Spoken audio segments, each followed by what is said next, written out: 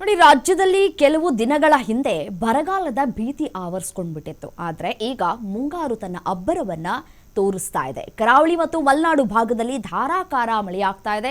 ಜನಜೀವನ ಅಸ್ತವ್ಯಸ್ತಗೊಳ್ತಾ ಇದ್ದು ಹಲವು ನದಿಗಳು ಕೂಡ ಉಕ್ಕಿ ಹರಿತಾ ಇದೆ.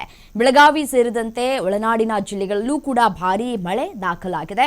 ಹವಾಮಾನ ಇಲಾಖೆ ಕರಾವಳಿಗೆ 2 ದಿನಗಳ ಕಾಲ ರೆಡ್ ಅಲರ್ಟ್ ಅನ್ನ ಘೋಷಣೆ ಮಾಡಿದೆ. 15ಕ್ಕೂ ಹೆಚ್ಚು ಜಿಲ್ಲೆಗಳಿಗೆ ಭಾರೀ ಮಳೆ ಹಾಗೂ ಬಿರುಗಾಳಿಯ ಎಚ್ಚರಿಕೆಯನ್ನು ಕೂಡ ನೀಡಲಾಗಿದೆ. ಕರಾವಳಿ ಪಶ್ಚಿಮ ಘಟ್ಟಗಳ ಸಾಲು ಹಾಗೂ ಈ ಉತ್ತರ ಒಳನಾಡಿನ ವಿವಿಧ ಕಡೆ ಮುಂಗಾರು ಸಕ್ರಿಯವಾಗಿದೆ. ಬೆಳಗಾವಿ, ಮಂಗಳೂರು, ದಕ್ಷಿಣ ಕನ್ನಡ, ಉತ್ತರ ಕನ್ನಡ, ಶಿವಮೊಗ್ಗ, ಚಿಕ್ಕಮಗಳೂರು, ಹಾಸನ, ಧಾರವಾಡ, ಹಾವೇರಿ ಭಾಗಗಳಲ್ಲಿ ನಿನ್ನೆ ಉತ್ತಮ ಮಳೆಯಾಗಿದೆ.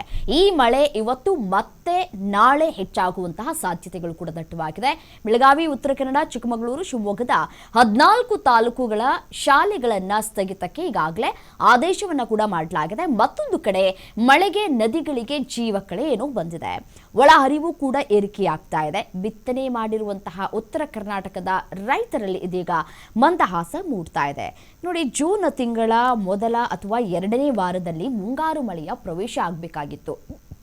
ಮುಂಗಾರು ಮಳೆಯ ಪ್ರವೇಶ ಆಗದೇ ಇದ್ದಿದ್ರಿಂದ ಸಾಕಷ್ಟು ಆತಂಕಗಳು ಕೂಡ ಆಗ್ತಾ ಇತ್ತು. 1560 ವರ್ಷಗಳ ಹಿಂದೆ ಆಗಿದ್ದಂತಹ ಪರಿಸ್ಥಿತಿ ಈಗ ಮತ್ತೆ ಮರುಕಳಿಸುತ್ತಾ, ಅಂತಹದ್ದೇ ಬರಗಾಲ ಪರಿಸ್ಥಿತಿ ಬಂದ್ಬಿಡುತ್ತಾ ಅಂತ ಹೇಳಿ ಒಂದಷ್ಟು ಆತಂಕಗಳು ಕೂಡ ರಾಜ್ಯದಲ್ಲಿ ಹೆಚ್ಚಾಗಿತ್ತು. ಬಟ್ ಆದರೆ ದಿನ ಕಳೆದಂತೆ ಪರಿಸ್ಥಿತಿ ಬದಲಾವಣೆ ಆಗ್ತಾ ಇದೆ.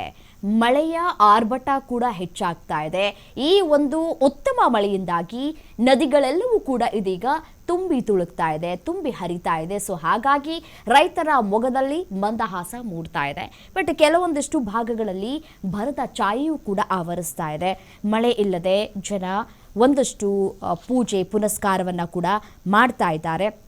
ಹೇಗಾದರೂ ಆಗಿ ಮಳೆ ಬಂದ್ಬಿಟ್ರೆ ಸಾಕಪ್ಪ ನಾವು ಈ ವರ್ಷ ಅಂತ ಹೇಳಿ. ಬಟ್ ಆದರೆ ಸ್ವಲ್ಪ ಆದರೂ ಮಳೆ ಆಗಬೇಕು. ಬಟ್ ಆದರೆ ಅಷ್ಟೂ ಕೂಡ ಮಳೆ ಆಗದೇ ಇರುವಂತಹ ಹಿನ್ನೆಲೆಯಲ್ಲಿ ಕೆಲವು ಭಾಗಗಳಲ್ಲಿ ಬಿತ್ತನೆ ಮಾಡೋದಕ್ಕೂ ಕೂಡ ಯೋಚನೆ ಮಾಡುವಂತಹ ಪರಿಸ್ಥಿತಿ ನಿರ್ಮಾಣ ಆಗ್ತಾ ಇದೆ. ಬಟ್ ಆದರೆ ಕೆಲವು ಭಾಗದಲ್ಲಿ ದೃಶ್ಯದಲ್ಲಿ ಗಮನಿಸ್ತಾ ಇದ್ರಿ ಯಾವ ರೀತಿಯಾಗಿ ನದಿಗಳೆಲ್ಲವೂ ಕೂಡ ತುಂಬಿ ಹರಿತಾ ಇದೆ ಅಂತ ಹೇಳಿ.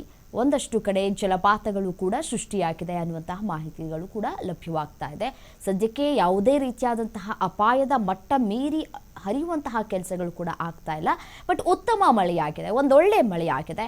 ಸೊ ಮುಂದಿನ ದಿನಗಳಲ್ಲೂ ಕೂಡ ಉತ್ತಮ ಮಳೆಯಾಗುವಂತಹ ನಿರೀಕ್ಷೆಯನ್ನು ಕೂಡ ಇಟ್ಕೊಳ್ಳಲಾಗಿದೆ. ಸೊ ಹಾಗಾಗಿ ಇವತ್ತು ಮತ್ತೆ ನಾಳೆ ಹೆಚ್ಚು ಮಳೆಯಾಗುವಂತಹ ಸಾಧ್ಯತೆಗಳು ಕೂಡ ಇದೆ, ಎಕ್ಸ್ಪೆಕ್ಟೇಷನ್ಸ್ಗಳು ಕೂಡ ಇದೆ. ಕೆಲವು ಭಾಗದಲ್ಲಿ ರೆಡ್ ಅಲರ್ಟ್ ಘೋಷಣೆ ಮಾಡಲಾಗಿದೆ.